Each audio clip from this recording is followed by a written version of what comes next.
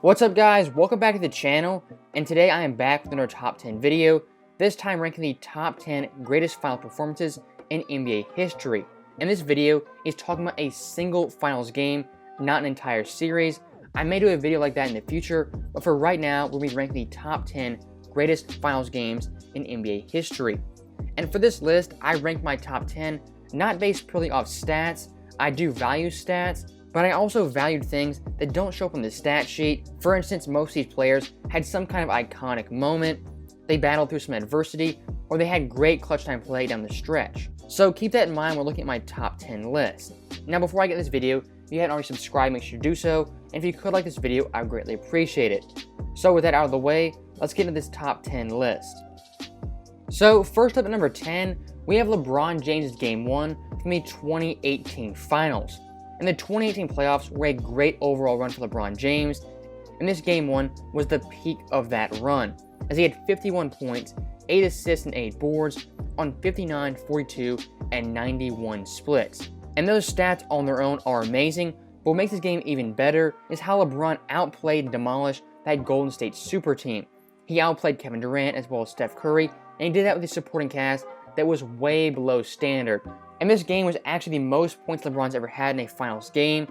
And in a weird way, this game is kind of iconic, but in the wrong way, as George Hill and J.R. Smith would have some costly mistakes down the stretch. So Cleveland did not win this game, but in my personal opinion, this game was just so great and so amazing, scoring 51 points against the Warriors. It has to be in this top 10 list, despite the Cavaliers losing this game. Now at number 9, we have a very similar performance, this time by Allen Iverson in Game 1 of the 2001 NBA Finals. And Iverson, much like LeBron, had an epic playoff run carrying a subpar roster, and this Philadelphia team was matched up against the God Squad of Kobe and Shaq and the undefeated Los Angeles Lakers, who were 15-0, had a 19-game win streak, and hadn't lost a game in over a month. So the deck was definitely stacked against Iverson and this Philadelphia team, but despite that, Iverson would go out and have a game for the ages, scoring 48 points, having 6 assists, 5 boards, and 5 steals on 44, 37, and 100 splits. And this game would go into overtime, and in that OT period, Allen Iverson would have 7 points, nearly outscoring the Lakers team, who by themselves only had 7. And throughout this game, Iverson was being guarded by Kobe, one of the premier defenders in the NBA. So having 48 points, outplaying Shaq and Kobe, while being a major underdog, easily makes this game one of the best finals games in NBA history. But the one thing that really stands out is the iconic step-over shot on Tyronn Lue. This moment is not only an iconic basketball moment, it's an iconic sports moment and an iconic pop culture moment. People who don't even follow basketball or follow the NBA, they know about Allen Iverson and his step-over shot over Tyronn Lue. It's that iconic and it's that memorable. So taking all that into account, that's why I have Allen Iverson's Game 1 in the 2001 Finals at the number 9 spot. Now looking ahead to number 8, we have Walt Frazier in his Game 7 performance for the 1970 NBA Finals. And a lot of you guys may know how good this game was, but you really don't think of it as the Walt Frazier game, as Willis Reed was the star of this game. As entering this game, he had missed Game 5 due to a severe leg injury, and he played briefly in Game 7, hitting a couple of shots. So in NBA lore, this is known as the Willis Reed game, when in reality, it is the Walt Frazier game. As in this Game 7, Walt Frazier would have 36 points, 19 assists, 7 boards on 70% shooting, and at the time, steals were not recorded, but if you go back and watch this game, Walt had numerous steals and was a beast on the defensive end. And like I said, Willis Reed would play briefly in this game, only having 4 points, 3 boards on 2 for 5 shooting, but he really wasn't a major factor. The driving force for this Knicks championship was Walt Frazier. And this was the Knicks' first ever championship, as they beat the Los Angeles Lakers with Jerry West and Wilt Chamberlain. So I think Walt Frazier had one of the greatest Game 7s ever, and it really is a forgotten gem in NBA history. And that's why I have it at number 8. Now at number 7, we have James Worthy's performance from Game 7 of the 1988 NBA Finals. And the Lakers at this point were the defending champions, and they were looking to repeat for the first time in 19 years. And when you think of the 80s Lakers and the Showtime Lakers, you automatically think of Magic Johnson as well as Kareem. But the guy who came through in this game was James Worthy, the unsung hero for the Los Angeles Lakers, as he had 36 points, 16 boards, and 10 assists. his first ever triple-double and the only triple-double he ever had his entire career. And that great performance would help the Lakers win the championship and repeat as NBA champions. And this game right there really solidified James Worthy as one of the greats in NBA history, and it gave him the nickname Big Game James. As at this time, he became the second player ever to have a triple-double in a Game 7 of the finals, and he had the 5th most points ever in a Game 7 of the finals with 36 points. So really a great game from James Worthy to secure the championship for the Los Angeles Lakers. Now at number 6, we have Tim Duncan's Game 6 performance from the 2003 finals. And at this moment, Tim Duncan was in the midst of one of the greatest playoff runs in NBA history, the iconic 0-3 playoff run. Now in this Game 6, Tim Duncan and the Spurs were matched up against Jason Kidd's Nets, who had the best defensive rating in the league and were second in opponents' points per game. So they were playing against a very experienced team and a very good defensive team. But despite that, Tim Duncan had 21 points, 20 boards, 10 assists, and 8 blocks, and he gave the Spurs their second ever championship. And that was Tim Duncan's first and only triple-double in the finals. And actually, it should have been a quadruple-double if they didn't take away 2 blocks that Duncan rightfully had. Now, despite being robbed of the unprecedented quadruple-double, Tim Duncan still had a great performance and a great game in this Game 6. And this right here capped off his 0-3 playoff run, and the Spurs won the championship in 6 games. So for those reasons, I rank this game at the number 6 spot. Now, getting the top 5, the first game I have is Michael Jordan's Game 5, the 1997 finals. And entering this Game 5, the Bulls and Jazz were tied at 2 games apiece. And this was a pivotal Game 5 in the series. And why I put this at number 5 is because right here, this has arguably the greatest injury or sickness game ever, as Jordan had the flu or food poisoning in this game. And up till tip-off, it was being speculated what Jordan had, and till this day, it is still widely speculated what Jordan was actually dealing with. Was it a hangover? Was it the flu? Or was he poisoned? Now, despite all that speculation, Jordan was definitely dealing with something, and he was not his normal self. But despite that, in this game, he had 38 points, 7 boards, and 5 assists on 48, 40, and 83 splits. And the Bulls actually got down big time in this game, being down as much as 16 points. But in the fourth quarter, Jordan would have 15 points on 60% shooting and a clutch 3-pointer with 25 seconds left that sealed the game. And actually, in this game, the Jazz led for a total of 40 minutes, and Chicago only led for 2. So this game right here almost looks like a movie script that Jordan, he was sick, he overcame the flu, he overcame a huge deficit, he played great in the fourth quarter, and he had a big-time shot. And I think taking all that into account makes this game a top 5 game of all time at the number 5 spot. Now at number 4, we have Bill Russell's Game 7 performance in the 1962 finals. And at this point, Bill Russell was already a 4-time NBA champion, and he was looking for his 5th championship in 6 years. And many fans always think Bill Russell had it super easy in winning 11 rings. But in reality, he was challenged many times, and arguably the toughest game he ever had was this Game 7, as Boston for their first time was matched up against the Lakers, led by Jerry West and Elgin Baylor. And it took everything Bill Russell had for Boston to win this game.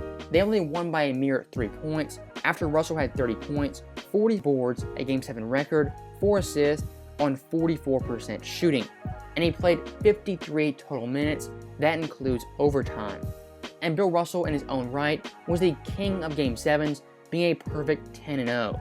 And this game was no different, as he dominated on both ends of the floor and helped Boston win their 5th ever championship. And why this game is so special is because this specific game is the start of the Lakers and Celtics rivalry. And who knows, if the Lakers win this game, maybe that rivalry is different and Boston doesn't have the mental edge over the Lakers. You never know how that can go. So this Game 7 was a vital game for Bill Russell in his career, but it was also a vital game for the Celtics and Lakers rivalry, and that's why I ranked it at the number 4 spot. Now at number 3, we have LeBron's Game 7 performance from the 2016 Finals. And as you guys know, this series was a 3-1 comeback series. LeBron played great in Games 5 and 6, but in Game 7, he had his most iconic moment and his most iconic game. He had 27 points, 11 assists, 10 boards with 3 blocks, 2 steals on 38% shooting. And obviously that stat line for a Game 7, the high stakes, is a great stat line. But like I said before, some of these games go beyond the stats and they transcend the stat sheet. This Game 7 was one of those games. Go back and watch the last 3 to 5 minutes of this game. It was high intensity basketball on both ends of the floor, and LeBron had had the biggest play and the most memorable play of this game, that being the block on Andre Iguodala, where he sprinted all the way from half court and somehow met Iguodala at the backboard. And that play was a huge momentum changer, as at that point, nobody had really scored a basket in close to 2 minutes, and points were definitely not easy, so Iguodala getting blocked on an easy layup was definitely a huge momentum changer, and I think down the stretch, those 2 points definitely proved costly, as Cleveland would narrowly escape this game and get the win, and capture their first championship in franchise history. And going beyond that for LeBron James and his overall legacy, this game really cemented him among the all-time greats, and I'll keep going back to it, but that block shot, that will live on in NBA history way past LeBron's career and way past all of us being alive. So for all those reasons, I put LeBron's Game 7 performance in the 2016 Finals at the number 3 spot. Now at number 2, we have Michael Jordan's Game 6 for the 98 Finals. And to kind of set the stage for this game, Jordan was 35 years old, the Bulls were the oldest team in the league, Scottie Pippen at this point had a lot of back injuries, Dennis Rodman had been benched for this game, and he really wasn't his old self, and this Bulls team in general was a very rundown team running on fumes.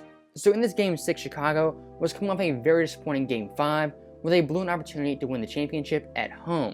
So heading back to Utah, it was a very tall task, as the Jazz had a very tough home court. Now personally for Jordan, he's one of the most clutch players in NBA history, if not the most clutch player, and in this game, he put together one of the greatest clutch performances in NBA history. His total stat line for this game, he had 45 points, 4 steals, 1 assist, and 1 board on 42, 42, and 80 splits. Stats-wise, not the greatest Jordan game of all time. It was definitely great, but not the greatest.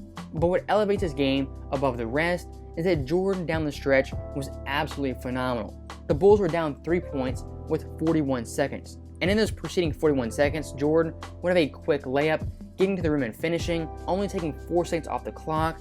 And back on the other end, he would have one of the most forgotten plays in NBA Finals history, the steal on Karl Malone that totally changed the outcome of this game.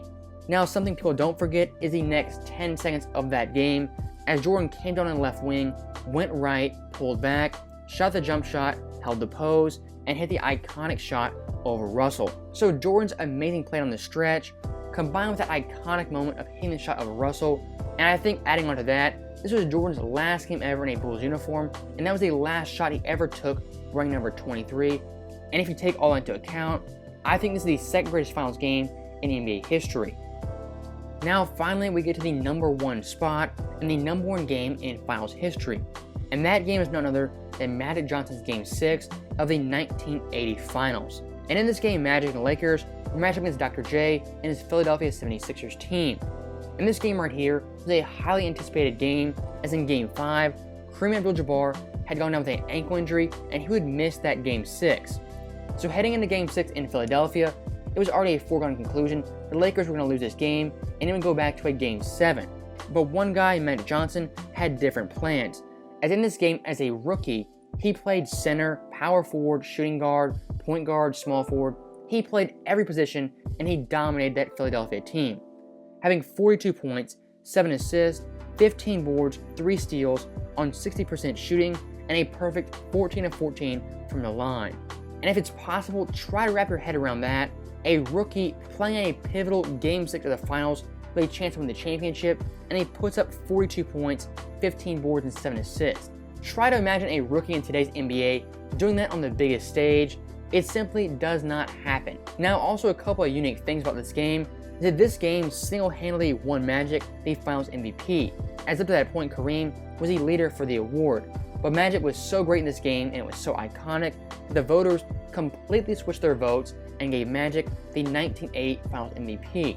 Now also one of the contributing factors why Magic played so great is because earlier in the day the media had announced the Rookie of the Year winner, and it was not Magic Johnson, and it was not close, as Larry Bird blew him out for the award. So that added motivation contributed to Magic having this great Game 6. So I think that's some pretty interesting context for this game, and it just adds to the importance as well as the greatness of this game. And that's why I rank it as the number 1 individual game in NBA Finals history. So that right there was my top 10 list. I hope you guys enjoyed it. I hope you understood where I was coming from in this list and where I ranked the players. It wasn't purely based off stats like I said before, and I think I had a healthy balance of the stats as well as the iconic moments. So as always, thank you guys for watching. I'll see you guys next time.